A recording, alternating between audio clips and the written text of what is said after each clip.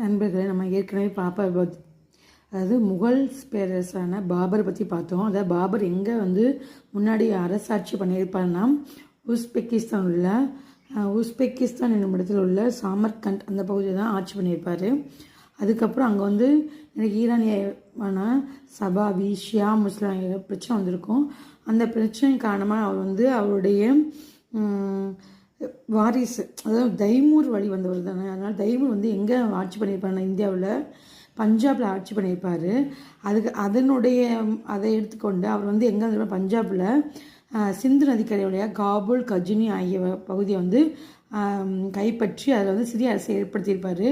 அதுக்கப்புறம் இந்தியாவுக்கு முக்கியமான நுழையதுக்கு காரணமாக யாருன்னா தில்லி சுல்தானியில் லோடி வம்சத்தை சேர்ந்த தௌலத் கான் லோடி நண்பர்களே. தௌலத் கான் லோடி இப்ராஹிம் லோடிக்கு ஆப்போசிட்டாக தான் பாபரை கூப்பிடுவார். பாபர் இப்ராஹிம் லோடி தோக்கடித்து அதுக்கப்புறம் இந்தியாவுடைய தனது ஆட்சியை நிறுவுவார்.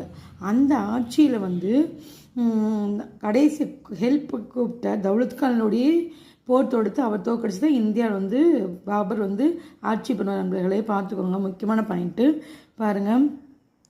லோடி வம்சத்தைச் சேர்ந்த தில்லி சுல்தான் இப்ராஹிம் லோடி தன் நாட்டை விரிவுபடுத்த மேற்கொண்ட முயற்சியில் ஆப்கானியார் ராஜபுத்தி ஆகியோருடைய அதிருப்தியை ஏற்படுத்தியது.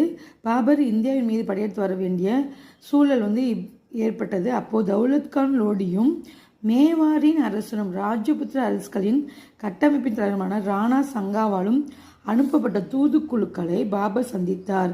பாபர் இந்தியாவின் மீது படையெடுத்து வந்தபோது முதலில் தனக்கு உதவி செய்த குருதி பின்வாங்கிய தௌலத் கான் லோடியின் படைகளை லாகூரில் வென்ற. நண்பர்களே, முக்கியம் நிறையா பாயிண்ட் இருக்குது, பார்த்துக்கோங்க. இது ஒரு கொஸ்டின் வர வாய்ப்பு இருக்கு நண்பர்களே. லைக் பண்ணி சப்ஸ்கிரைப் பண்ணுங்கள்.